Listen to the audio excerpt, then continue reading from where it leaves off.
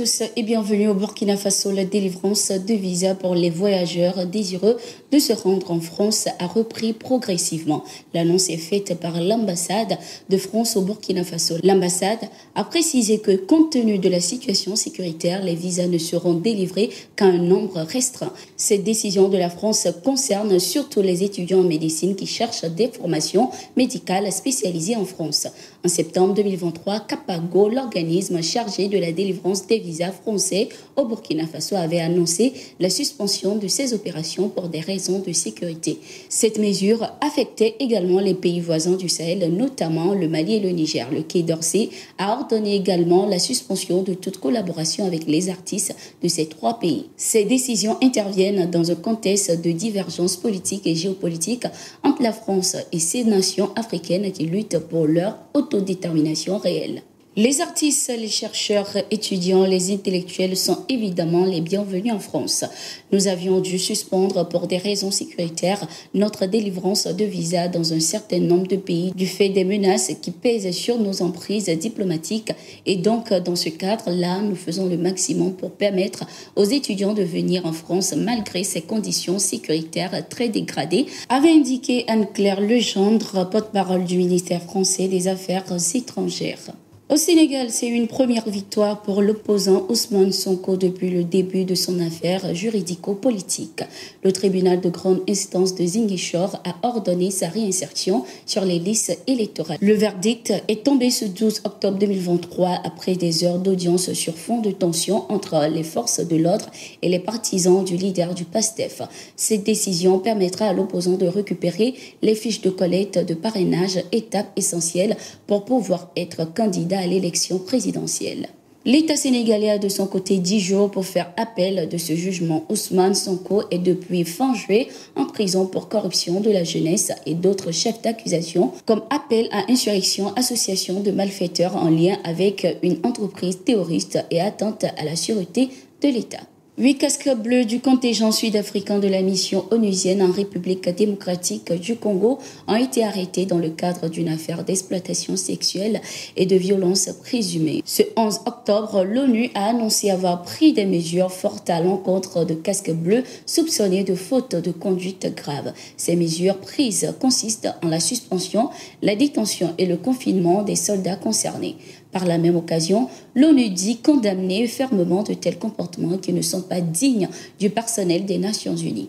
Le Bureau des services de contrôle interne a été saisi et des mesures conservatoires ont déjà été prises conformément à la politique de tolérance zéro du secrétaire général des Nations Unies, a indiqué la mission dans son communiqué. Cette situation vient confirmer les déclarations du président congolais Félix Tshisekedi et du président Tinubu du Nigeria qui ont laissé entendre qu'après 25 ans de présence, la mission n'est pas parvenue à mettre fin aux violences des groupes armés et sème eux-mêmes le désordre. Le président congolais a appelé à un retrait accéléré de la mission lors de la 118e Assemblée générale des Nations Unies. Il est temps pour notre pays de prendre pleinement son destin en main et de devenir le principal acteur de sa propre stabilité. Les missions onusiennes présentes depuis près de 25 ans n'ont pas réussi à faire face aux rébellions et conflits armés qui déchirent le pays et la région des Grands Lacs ni à protéger la population civile. Ce projet de retrait échelonné, responsable et durable de la mission de l'Organisation des Nations Unies pour la stabilisation en RDC, MONUSCO, est anachronique. Il est illusoire et contre-productif de continuer à s'accrocher au maintien de la MONUSCO pour restaurer la paix en République démocratique du Congo, a laissé entendre le président congolais Félix Tshisekedi. À Séguénéga, ce 12 octobre, c'était la démonstration de la puissance et la vigilance des forces de défense et de sécurité du Burkina Faso. Plusieurs assaillants ont été neutralisés dans cette localité. En effet, ces terroristes lourdement armés, arrivés par petits groupes dans la nuit du 11 au 12 octobre 2023 à Sitigo, à 8 km de l'ouest à Séguénéga, étaient sur le point de mener une attaque dans cette localité. Les renseignements des forces armées ont permis de les localiser et de les neutraliser. Plusieurs de leurs matériels ont été également détruits. Au Madagascar, l'élection présidentielle vient d'être reportée d'une semaine. Une décision prise par la Haute Cour constitutionnelle de Madagascar invoquant un cas de force majeure. Selon les informations, un candidat à l'élection présidentielle a été blessé à l'œil droit et à la jambe droite après une bagarre avec la police. Suite à un avis médical, il a été déclaré inapte à participer à la campagne électorale et à quitter le pays pour une évacuation sanitaire vers l'île Maurice. Selon l'article 47 de la Constitution malgache, en cas de décès d'un candidat avant le tour de scrutin ou en cas de force majeure dûment constatée par le ACC, l'élection y sera reportée à une date ultérieure, dans les conditions et modalités prévues par la loi, a indiqué la Cour constitutionnelle de Madagascar. Nous sommes arrivés à la fin de ce numéro de Gettingo. Merci d'être resté avec nous. Nous sommes en continu sur nos différentes plateformes et sur notre site d'information, le www.toafrica.com.